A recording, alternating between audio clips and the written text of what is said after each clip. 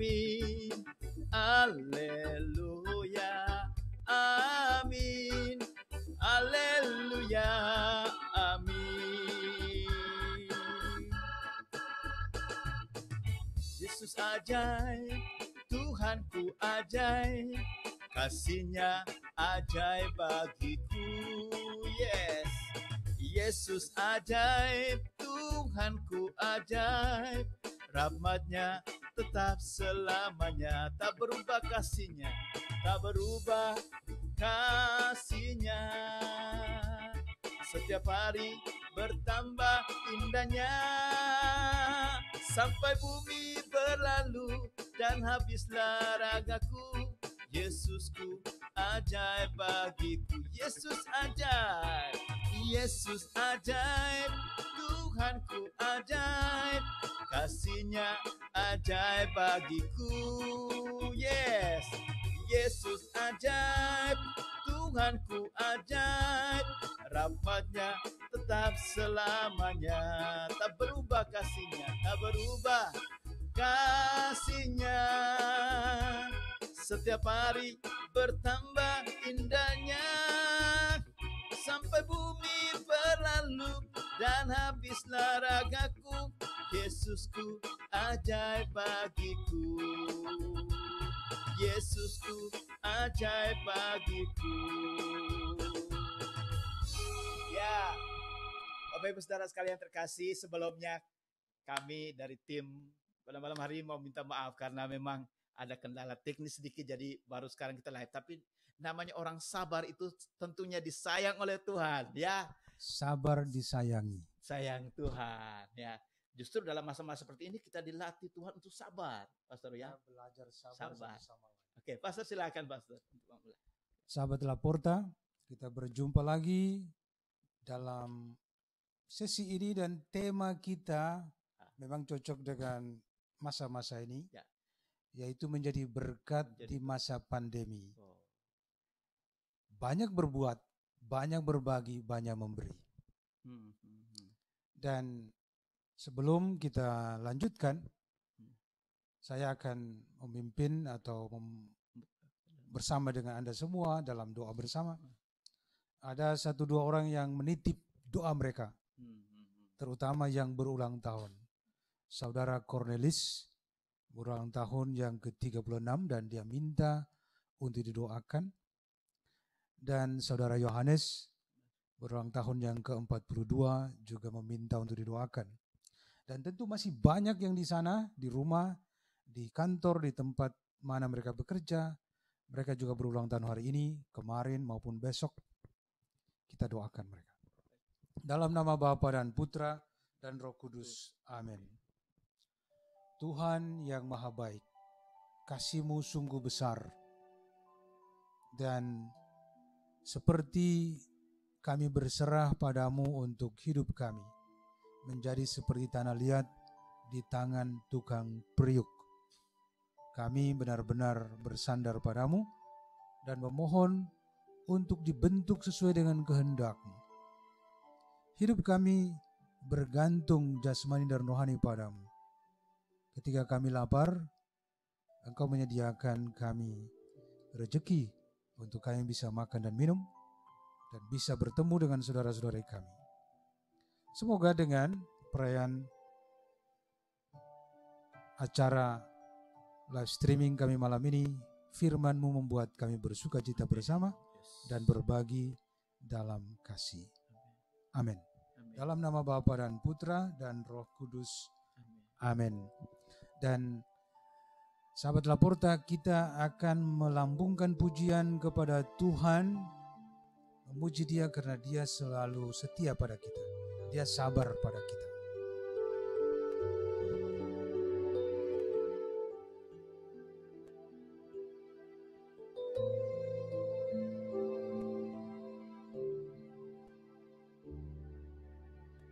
This is my desire to honor you, Lord, with all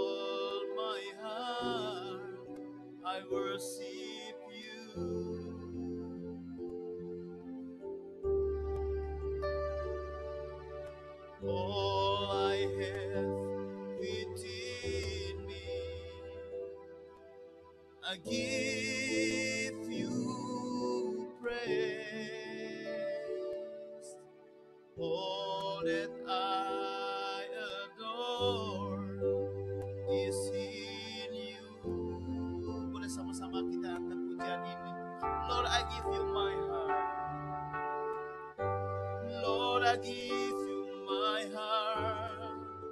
I give you my soul.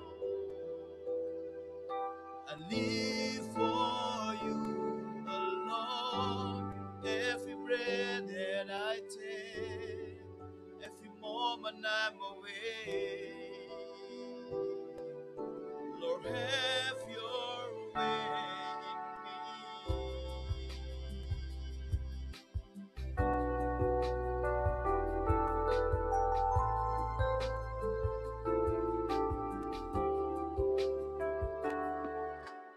This is my desire, to honor you, Lord, with all my heart, I worship you.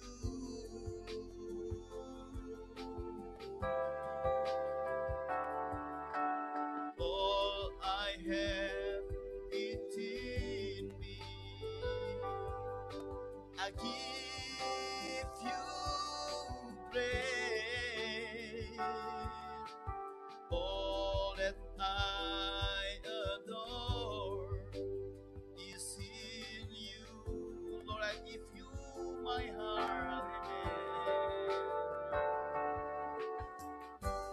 Lord, I give you my heart.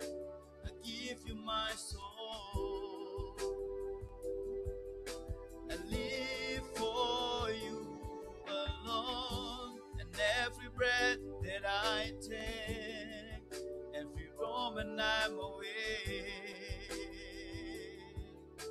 Lord, have your way in me. Lord, I give you my heart. I give you my soul. I live for you alone. And every breath that I take, every moment I'm away. Lord, have your way in me. Lord, have your ways in me. Amen. Sahabat Laporta, dengan tema yang ada ini, kita ditemani oleh narasumber, tamu kita yang kita undang. Tamu ini spesial. Oh, spesial. Kalau minggu lalu dengan seorang imam, seorang pastor, kali ini kita hadirkan seorang bruder, Elias dan teman-teman. Di dalam kongregasi kami, Salesian Don Bosco itu, imam dan bruder itu sama dalam panggilan mereka. Seperti sebelah tangan. Ya. Jadi dari pendiri Don Bosco dia membuat imam dan bruder sama dalam berkarya. Walaupun yang satu imam melakukan tugas beda, bruder beda. Kita hadirkan tamu kita, Bruder Bernardinus Mikoli. Bernardinus Mikoli. Wah. Bruder. Salam COVID. Salam ya. Bruder Bernard. Ya. Silakan duduk, Bruder. Ya. Dia sering dipanggil dengan nama yang akrab yaitu Mikoli. Nama ini soundnya Italian. Karena memang nama Mikoli nama Italia. Jadi masa pandemi ini membuat orang mengubah banyak hal. Ya. Mengubah aktivitas mental, pemahaman dan semuanya. Sekarang mungkin Bruder bisa berbagi dengan kita. Kira-kira di masa pandemi ini buat apa aja? Di rumah atau di mana? Karena Bruder ini di antara para sesama saudaranya, dia bekerja mengisi masa pandemi ini dengan berbagai inisiatif dan kreativitas. Bruder silakan bercerita, kira-kira apa yang dibuat selama masa ini? Oke, terima kasih. Jika dipikirkan pada awalnya, pandemi ini merasa berat sekali. Karena apa? Karena aktivitas yang sering dilakukan di luar rumah, dan dengan pandemi ini semua orang wajib, tidak hanya membuat pilihan, tapi ini wajib tinggal di rumah. Mau tidak mau tinggal di rumah. Dipaksakan harus tinggal di rumah. Ya, pasti. Ya. Apapun yang terjadi tinggal di rumah, maka berbagai pikiran yang muncul adalah saya ini tidak bisa buat apa-apa ketika tinggal di rumah. Karena apa? Karena saya harusnya pergi ke sana, melakukan ini dan melakukan itu. Ternyata ketika berjalan beberapa minggu setelah tinggal di rumah, saya sempat berpikir bahwa kebutuhan di komunitas kami, di komunitas post novisiat, dan jumlah para frater, bruder juga cukup banyak, lalu para pastor juga.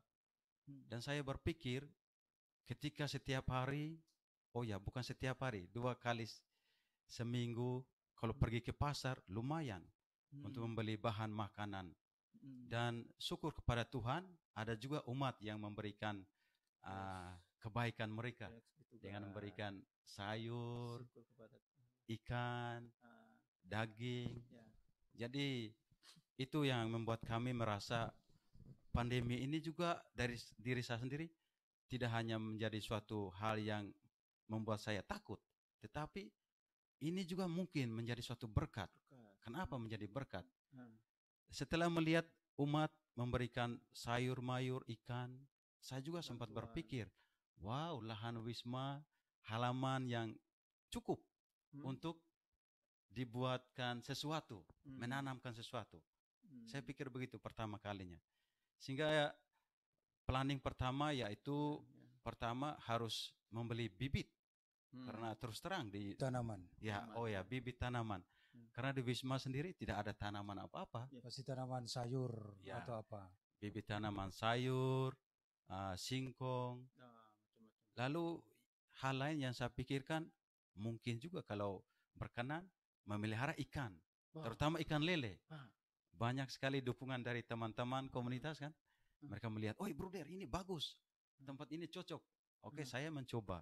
Dan ternyata hasilnya bukan langsung seperti kita membalik telapak tangan.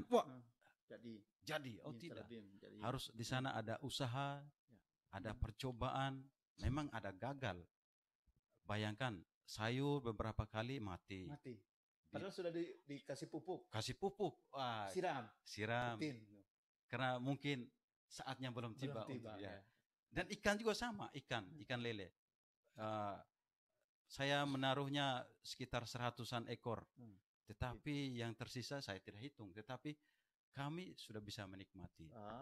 Menikmati dengan puluhan orang makan sayur, makan ikan untuk menambah gizi di komunitas. Begitu, Bruder. Iya, Pastor, begitu. Jadi sampai sekarang kalau dihitung-hitung sayur mungkin sudah 4 kali panen. Sayur sawi. Sawi hijau yang kalau di YouTube teorinya sekitar 40 hari sudah bisa panen. Ternyata benar. Hal itu memang benar. Pengalaman orang bisa menjadi pengalaman saya sendiri. Bisa dipelajari. Apa boleh buat, no? Bukan apa boleh buat, tetapi kita harus bisa meniru apa yang baik dari orang lain, pengalaman yang baik dari orang lain bisa saya lakukan di rumah. Dan itu menjadi pengalaman yang begitu indah. Jadi pandemi ini membuat saya tidak hanya duduk di belakang meja, tetapi membuat saya juga harus menanam sesuatu yang membuat anggota komunitas juga menikmati itu semua.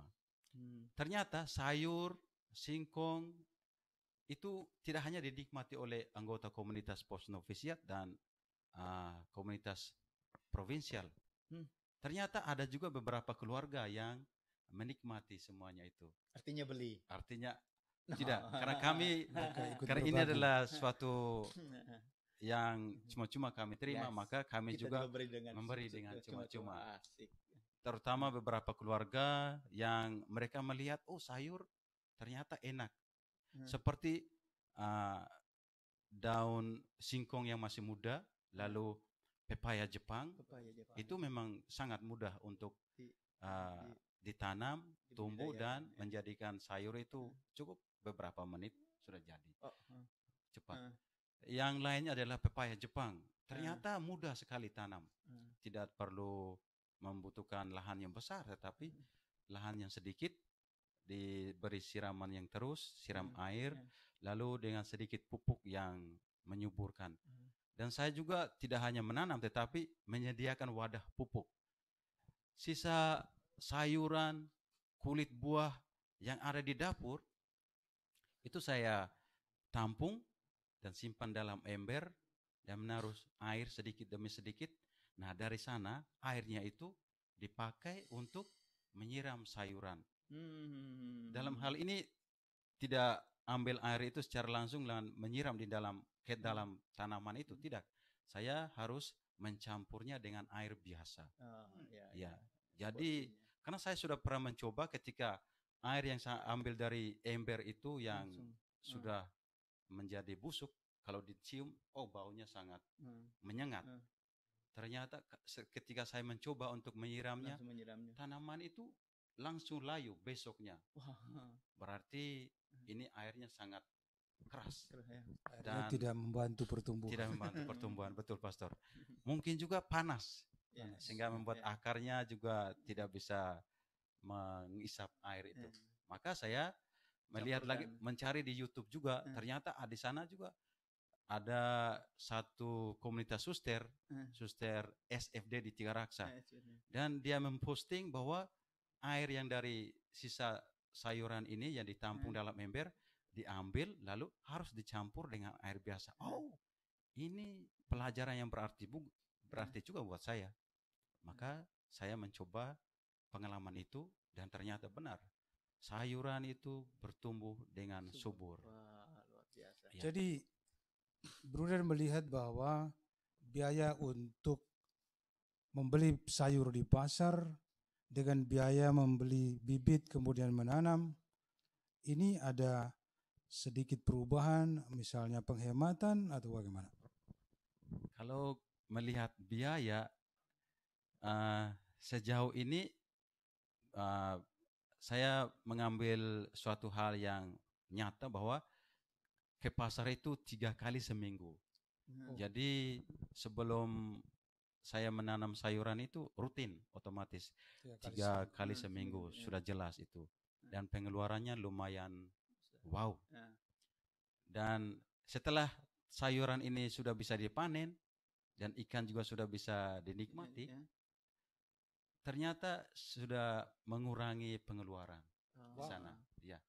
Jadi misalnya pagi atau siang atau malam, ternyata ketika disuguhkan atau disaji di meja, ketika ditanya, oh sayur ini dari mana? Ikan ini dari mana? Ini dari kebun kita. Wow. Itu betul, Elias dan teman-teman di rumah dan di mana. Ketika menikmati di ruang makan, selalu ada pembicaraan di antara kami, para Romo dan para frater bruder, ini dari kebun kita. Yang cuma ditanam, dipelihara seperti biasa hari-hari, tetapi ketika tumbuh berguna ketika dipanen berguna bagi kita semua. Jadi apa yang diseringkan oleh Bruder Bernard Mikoli ini mengingatkan kita akan sesuatu yang sederhana, kecil, tetapi ditekuni, dikembangkan, akan berguna. Bukan untuk diri sendiri, tetapi untuk banyak yang lain. Ini untuk suatu usaha atau kehidupan dalam lingkup yang kecil, yang sederhana. Tetapi apa yang dikatakan oleh Bruder ini, sama dengan banyak ibu di rumah, banyak anak muda yang berkreatif di masa pandemi untuk berbuat, dan ternyata hasil karya mereka entah makanan, entah kerja desain atau apapun dengan bantuan teknologi, mereka memberi makna dan kegunaan bagi banyak orang. Itu rahmat yang besar. Kalau kita mau menyinggung sesuatu yang lebih besar, tentang berbagi ini, tentu kita harus melihat konteks yang lebih besar. Dalam dunia usaha misalnya, pasti ceritanya akan lebih menarik lagi. Dan saya punya bintang tamu satu lagi. Bintang tamu lagi ini. Yang berbicara kepada kita untuk memberikan gambaran yang lebih luas. Tadi Bruder lingkup yang kecil, rumah tangga dan sebagainya. Yang ini bicara yang lebih luas. Suatu refleksi tentang 5 roti 2 ikan yang dikatakan di dalam kitab suci. Kita mengundang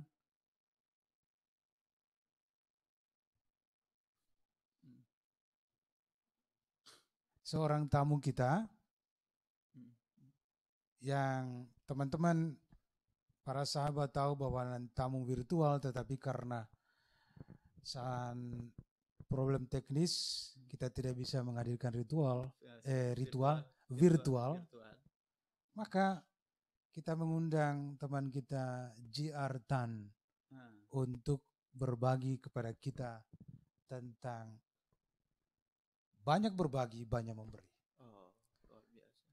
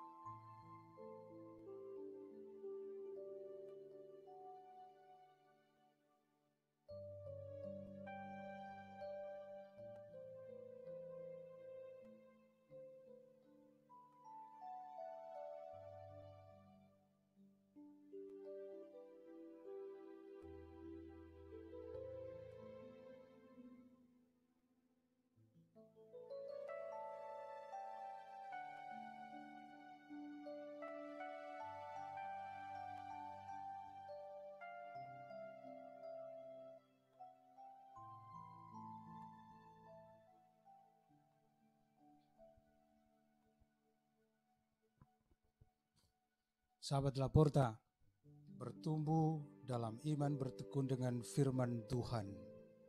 Tema kita tentang di masa pandemi menjadi berkat, berbagi banyak, memberi banyak. Saya ingin membawa Anda untuk melihat dalam konteks yang besar. Tamu kita yang akan berbagi dengan kita, saya lebih suka memanggil dia JR. Ini nama yang saya beri. Nanti akan menjadi familiar buat kita. Jadi teman kita JR Tan, dia seorang pebisnis. Dan dia akan berbagi, mengkonkretisasikan apa yang kita sebut 5 roti 2 ikan itu. Jadi kira-kira di masa pandemi ini, apa yang saudaraku JR berbuat, terutama dalam kaitan dengan bisnis yang dilakukan. Terima kasih, Pastor. Bang Elias. Ya. Saya coba kutip dari Matius 14 ayat 13 sampai 21. Di situ judulnya adalah Yesus memberi makan 5.000 orang. Saya coba bahas dari perspektif sebagai apa yang saya jalani sehari-hari, apa yang saya alami, apa yang hikmat yang saya dapatkan dari sini. Saya coba baca. ayat 13, setelah Yesus mendengar berita itu, menyingkirlah ia dari situ dan hendak mengasingkan diri dengan perahu ke tempat sunyi. Tetapi orang banyak mendengarnya dan mengikuti dia dengan mengambil jalan darat dari kota-kota mereka. Ayat 14, ketika Yesus mendarat, ia melihat ia melihat orang banyak yang besar jumlahnya, maka tergeraklah hatinya oleh belas kasihan kepada mereka, dan ia menyembuhkan mereka yang sakit. Nah, di sini kalau saya lihat bahwa tergeraklah hatinya oleh belas kasihan. Jadi Yesus atau Tuhan kita adalah kasih. Nah, ini yang saya ambil dari ayat 14. Nah, ayat 15, menjelang malam murid-muridnya datang kepadanya dan berkata, tempat ini sunyi dan hari sudah malam. Suruhlah orang banyak itu pergi supaya mereka dapat membeli makanan di desa-desa. Bagi saya ayat 15 ini sama seperti sifat kita atau sifat kita yang biasanya, Pastor, yaitu egois, tidak mau pusing, kalau bisa nggak repot. Jadi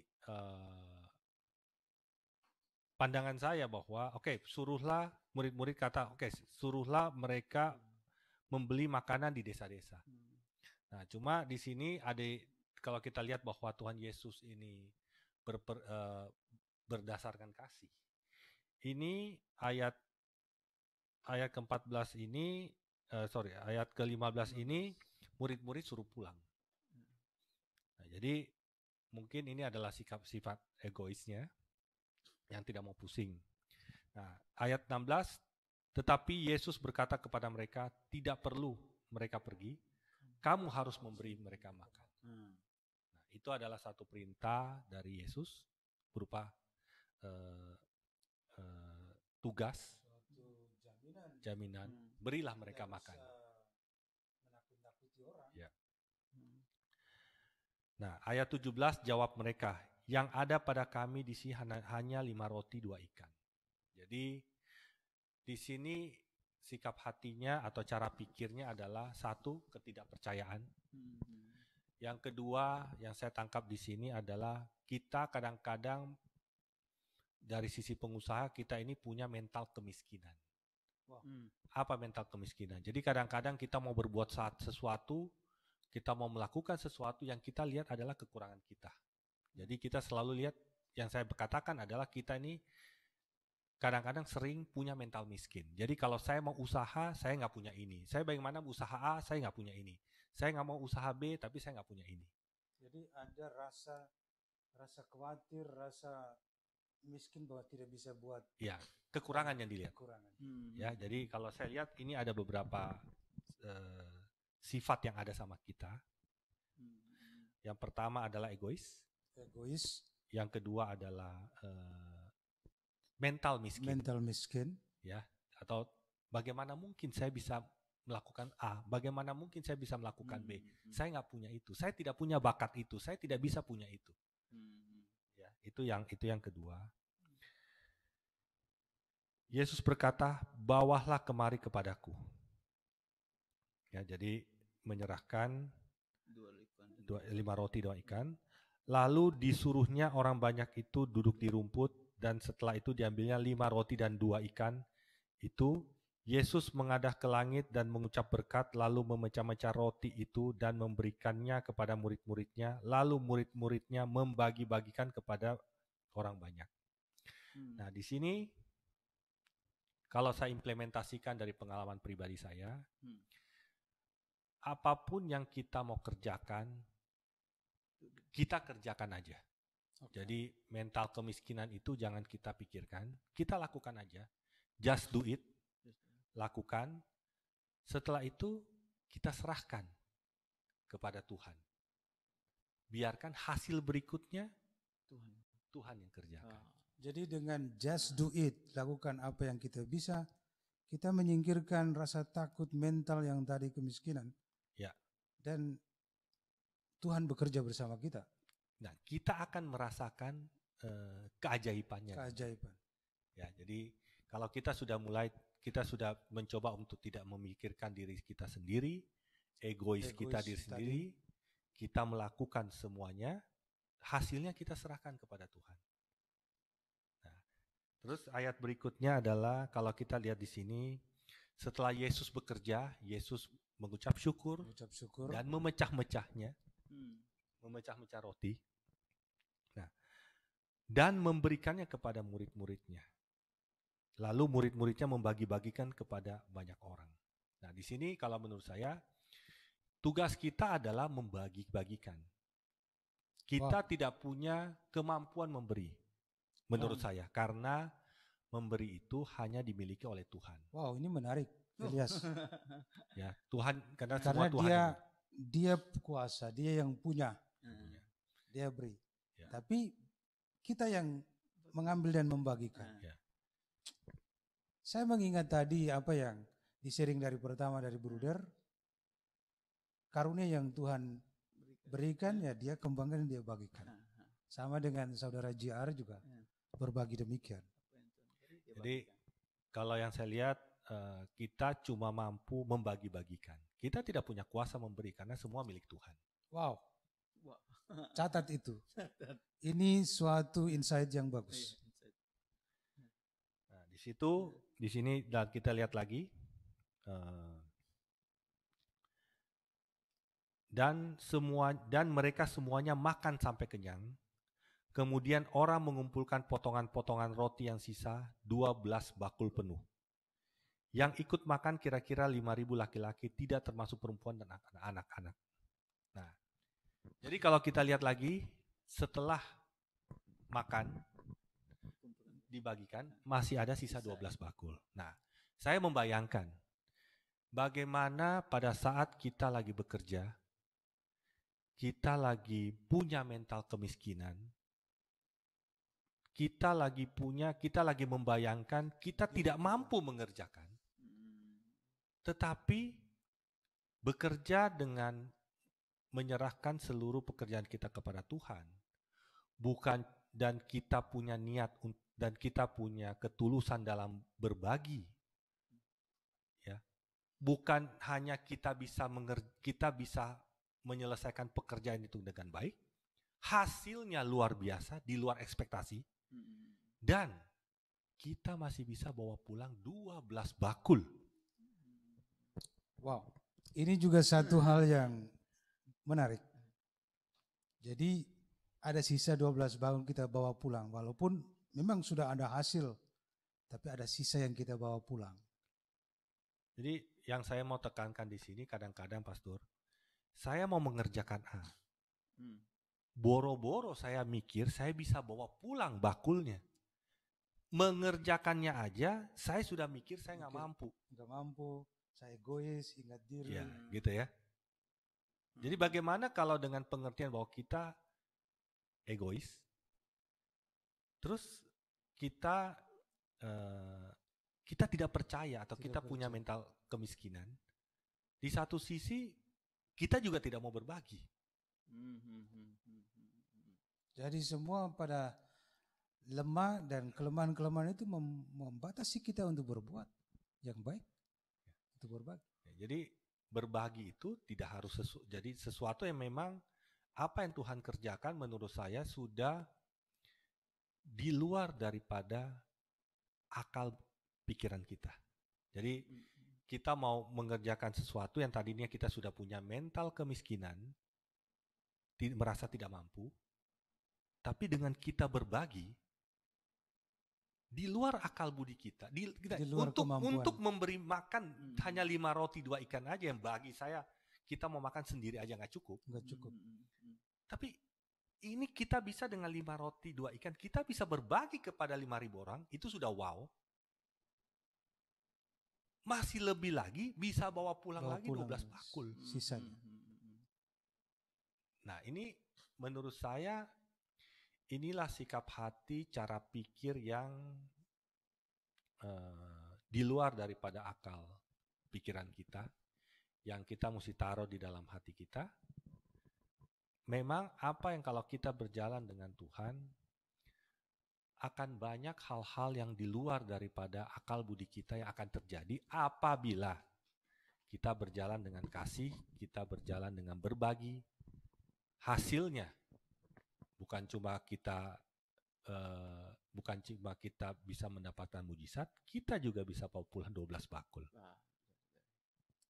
Insight bagus sekali dari Luar biasa. saudara kita, dan apa yang tadi disebutkan dari perikop Matius bab 14 ayat 13 sampai 21, cerita ini dikisahkan dalam keempat Injil. Dengan apa yang tadi JR bilang, 12 bakul sisa, itu rahmat yang besar yang kita bawa untuk memperkaya kita dan bisa kita bagi kepada orang lain. Ini adalah firman yang mencerahkan kita, menginspirasikan kita untuk tidak pernah merasa lelah, bosan, bahkan merasa kecil untuk berbagi. Satu lagi Pastor, bahwa firman Tuhan itu betul-betul dalam, karena pengertiannya betul-betul sangat dalam. Tinggal kita bagaimana menimbahnya dalam aplikasi terhadap apa yang kita lakukan tiap hari.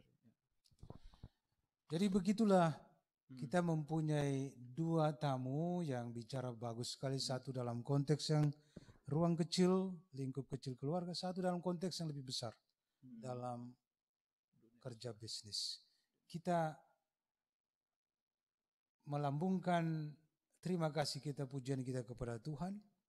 Dan saudara kita Elias bisa membantu kita membuka hati, membuka mulut kita untuk memuji Tuhan. Saya pikir ini refleksi dari Pak Robi juga menjadi buat saya juga, supaya dalam setiap pelayanan atau di mana kayak gitu menjadi teguran buat saya, harus belajar terima semuanya, itu nggak harus mengeluh gitu ya, terus melayani Tuhan. Baik, kita akan mengangkat satu pujian ini. Lagunya ini sangat familiar dan ini sangat pas sekali dengan tema kita malam hari ini. Jadikan ku berkat-Mu Tuhan.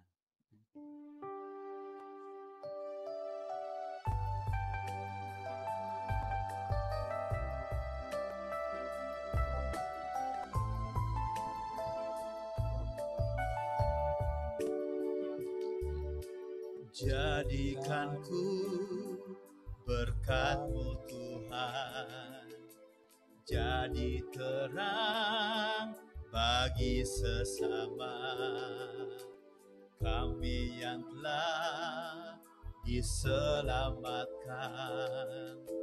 Jadi terang Tuhan, bagaikan pelita yang menyala di tengah kegelapan, dan hidup bercahaya di depan semua orang, agar mereka lihat dan memuliakan Allah Bapa di surga. Sekali lagi kita angkat pujian ini. Jadikan ku berkat-Mu Tuhan, jadi terang bagi sesama kami yang telah diselamatkan. Jadi terang Tuhan, bagaikan pelita yang menyala di tengah kegelapan, dan hidup bercahaya di depan semua orang, agar mereka lihat dan memuliakan Allah Bapa di surga, agar mereka lihat dan memuliakan Allah Bapa di surga.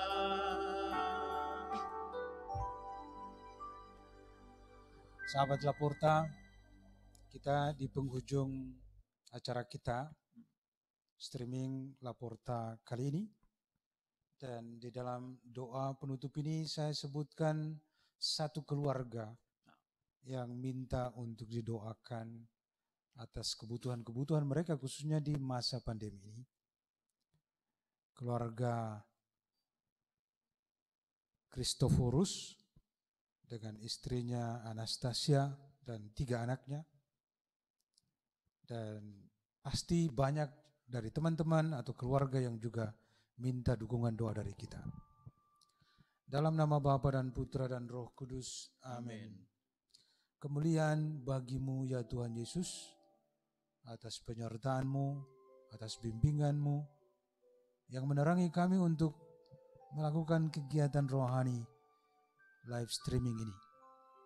Kami sangat berterima kasih karena kerjasama dari kami semua dan dukungan dari semua, terutama karena berkat-Mu kami dapat menjalankan tugas-tugas kami.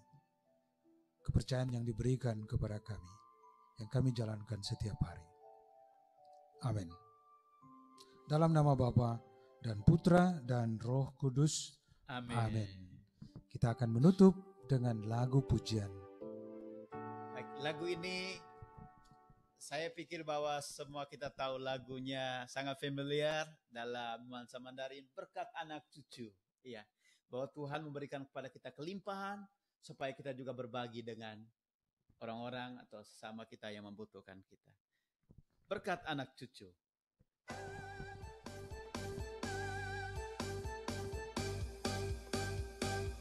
Begitu besar kasih Allah pada kita, diberkatilah anak cucu kita di mana-mana. Tuhan mengubah miskin dan menjadikan kaya.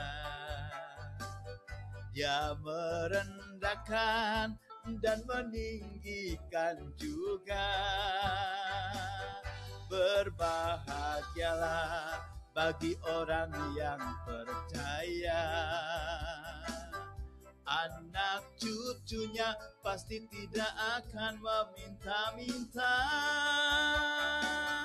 karena Allah menggenapi firman-Nya.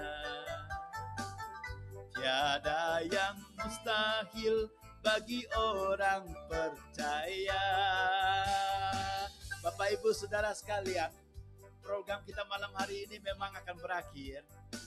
Tetapi kami terus mengingatkan kepada kita semua, Bapak Ibu, sahabat muda dimanapun Anda berada, jangan lupa untuk subscribe, tekan tanda lonceng, tekan tanda like, dan kemudian share, bagikan kepada teman-teman, keluarga atau siapapun di mana saja, biar semakin banyak orang yang menonton acara kita ya, dan biar menjadi berkat juga bagi banyak orang ya. Kita angkat sekali lagi, berkat anak cucu. Begitu besar kasih Allah pada kita, diberkatilah anak cucu kita di mana-mana. Tuhan mengubah miskin dan menjadikan kaya. Amin. Dia merendahkan dan meninggikan juga. Berbahagialah bagi orang yang percaya. Anak cucunya pasti tidak akan meminta-minta, karena Allah menggenapi firman-Nya. Tiada yang mustahil bagi orang percaya. Berbahagialah bagi orang yang percaya. Anak cucunya pasti tidak akan meminta-minta, karena Allah menggenapi firman-Nya. Tiada yang mustahil bagi orang percaya. Tiada yang mustahil bagi orang percaya. Tiada yang mustahil. Tiada yang mustahil bagi orang percaya.